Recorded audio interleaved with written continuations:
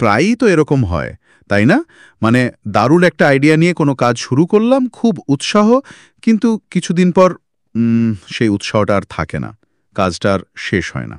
হ্যাঁ, এটা খুবই পরিচিত একটা সমস্যা। তো আজ আমরা এই নিয়েই কথা বলবো। জন অ্যাকফের একটা বই আছে, ফিনিশ হোয়াট ইউ স্টার্ট। ওই বই থেকে কিছু দারুণ কৌশল নিয়ে আলোচনা করব। ঠিক। আর বইটার সবচেয়ে মজার দিকটা হলো, লেখক বলছেন যে কাজ শেষ না করতে পারার কারণ নাকি আলসেমি বা ইচ্ছার অভাব নয়। তাই? তাহলে কি? কারণটা হচ্ছে পারফেকশনিজম, মানে সবকিছু একদম নিখুঁত করে করার চেষ্টা। ওহ আচ্ছা, মানে আমরা ভাবি আরও চেষ্টা করতে হবে, আরও জোর দিতে হবে। হ্যাঁ, বা লক্ষ্যটা আরও বড় হতে হবে। কিন্তু অ্যাকফ বলছেন সমস্যাটা আসলে অন্য জায়গায়, আমাদের মানসিকতায়। এই যে নিখুঁত হওয়ার চিন্তা, এটাই নাকি আমাদের আটকে দেয়। তো এই আলোচনাতে আমরা সেটাই বোঝার চেষ্টা করব যে কিভাবে এই পারফেকশনিজম বাধা দেয় আর এর থেকে বেরোনোর উপায় কি। দারুণ, তাহলে চলুন শুরু করা যাক। এই যে বললেন পারফেকশনিজমই প্রধান বাধা, এটা কিন্তু একটু অবাক করার মতোই। কারণ নিখুঁত কাজ তো সবাই চায়, তাই না? এটাকে তো ভালো বলেই জানি আমরা। ঠিক, কিন্তু অ্যাকফের মতে এই পারফেকশনিজম আর কাজের উচ্চমান বজায় রাখা, এ দুটো ঠিক এক জিনিস নয়। আচ্ছা। অনেক সময় এটা আসলে ব্যর্থ হওয়ার ভয় বা লোকে কি বলবে সেই ভয়। এই ভয় থেকে আমরা এমন অবাস্তব একটা স্ট্যান্ডার্ড সেট করি যে সেটা পূরণ করা প্রায় অসম্ভব হয়ে পড়ে। একদম। আর যেই না কাজে একটু খুঁত বেরোয় বা কোনো বাধা আসে, অমনি বলা হয় ধুর, সব শেষ, আর পারবো না, হাল ছেড়ে দিই। খুবই সত্যি কথা। অ্যাকফ বলছেন যে এই বাধা বা ভুল এগুলো আসবেই, এগুলো কাজেরই অংশ। এই সত্যিটা মেনে নিতে পারলেই কিন্তু এগিয়ে যাওয়া যায়। এইখানে কি ওই দ্য ডে আফটার পারফেক্টের ধারণাটা আসে? ঠিক ধরেছেন। মানে যেদিন প্রথম ভুলটা হয় বা কাজটা 100% নিখুঁত হয় না, সেদিনই অনেকে হাল ছেড়ে দেয়। অ্যাকফ বলছেন ওটাকে শেষ মনে না করে প্রক্রিয়ার একটা অংশ হিসেবে দেখতে হবে। বোঝা গেল, ভুল হবেই, এটা ধরে নিয়েই এগোতে হবে। দারুণ পয়েন্ট। কিন্তু এরপর অ্যাকফ আরেকটা যে পরামর্শ দিচ্ছেন, সেটা তো আরও অদ্ভুত। কোনটা? ওই যে লক্ষ্যকে অর্ধেক করে ফেলুন, বা কাজটা শেষ করার জন্য যে সময় ধরেছেন সেটাকে দ্বিগুণ করে নিন। এটা তো একেবারে উল্টো কথা। আমরা তো শুনি বড় লক্ষ্য স্থির করতে হয়। হ্যাঁ, এটা শুনলে প্রথমে একটু ধাক্কা লাগে বইকি। মনে হয় লক্ষ্য ছোট করলে কি আর এগোতে ইচ্ছে করবে? ঠিক তাই। কিন্তু এর পেছনে একটা সাইকোলজিক্যাল কারণ আছে। ধরুন একটা বিরাট লক্ষ্য স্থির করলেন, অনেক সময় সেটা শুরুতেই একটা চাপ তৈরি করে, মানে একটা ভয় যে এত বড় কাজটা আমি আদৌ শেষ করতে পারবো তো। রাইট। এই চাপটা বা ভয়টা অনেক সময় কাজ শুরু করতেই দেয় না।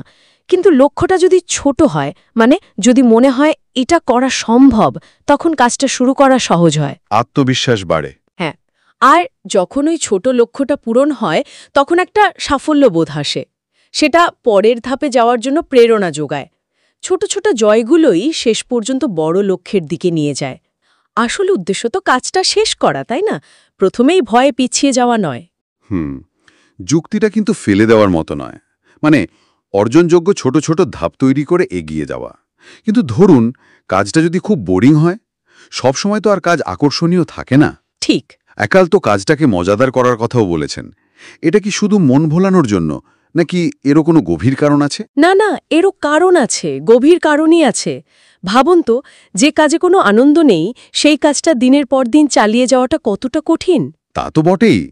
একটা পর্যায়ে গিয়ে ছেড়ে দিতে ইচ্ছে করে। তো কাজের মধ্যে যদি কোনোভাবে একটু মজা যোগ করা যায় বা কাজটা শেষ হলে নিজের জন্য ছোট একটা পুরস্কার রাখা যায়, তাহলে কাজটা করার আগ্রহটা টিকে থাকে।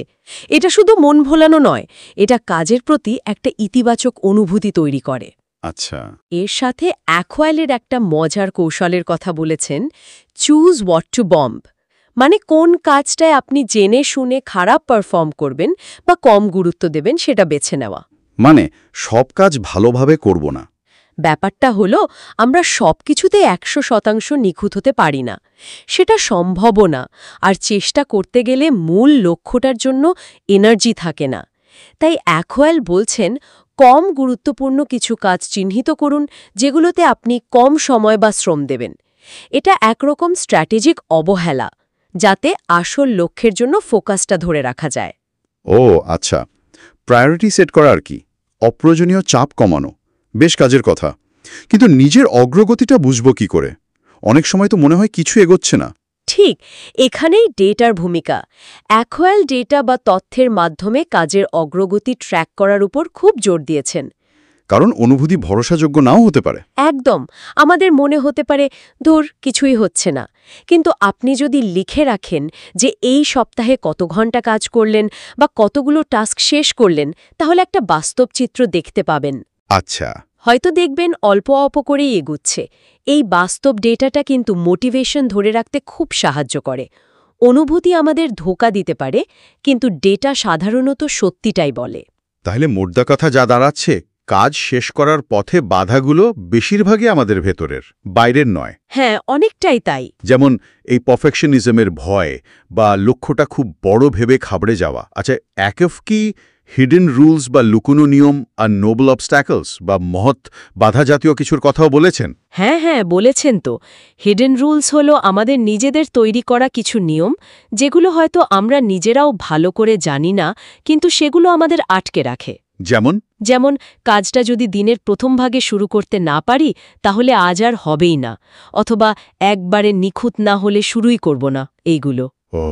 এগুলো তো আমাদের অনেকের মধ্যেই আছে। আর নোবেল অবস্ট্যাকলস হলো সেই সব অজুহাত যেগুলো শুনতে খুব ভালো লাগে, খুব যুক্তিসঙ্গত মনে হয়, কিন্তু আসলে সেগুলো কাজ এড়িয়ে যাওয়ার একটা উপায়। যেমন পরিবারকে সময় দিতে গিয়ে নিজের লেখাটা শেষ করতে পারছি না, এরকম। ঠিক এরকম।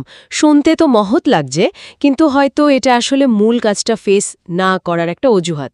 অ্যাকার্ভ বলছেন এই লুকালো নিয়ম আর মহৎ বাধাগুলো চিনতে পারাটা খুব জরুরি। বোঝা গেল। তাহলে বুলো আলোচনার সারসংক্ষেপ করলে দাঁড়ায়, কাজ শেষ করতে হলে পারফেকশনিজমের ফাঁদ থেকে বেরোতে হবে, লক্ষ্যটাকে বাস্তবসম্মত অর্জনযোগ্য করতে হবে, কাজের প্রক্রিয়াটাকে যতটা সম্ভব আনন্দদায়ক করার চেষ্টা করতে হবে, অপ্রয়োজনীয় কাজে কম গুরুত্ব দিয়ে আসল লক্ষ্যের জন্য শক্তি বাঁচাতে হবে, ঠিক ডেটা দিয়ে অগ্রগতি ট্র্যাক করতে হবে, শুধু অনুভূতির ওপর ভরসা করলে চলবে না, আর নিজের ভেতরের ওই লুকানো নিয়ম বা অজুহাতগুলো সম্পর্কে সচেতন হতে হবে। একদম। অ্যাকার্ভের মূল কথাই হলো, শুরু তো অনেকেই করতে পারে, কিন্তু শেষ করার জন্য মানসিকতার বদল দরকার, আর কিছু কার্যকর কৌশল জানা দরকার। পারফেকশনিজমকে যদি জয় করা যায়, তাহলে কাজ শেষ করাটা অনেক সহজ হয়ে যায়। তাহলে শ্রোতাদের জন্য একটা প্রশ্ন রেখে যাই আজ।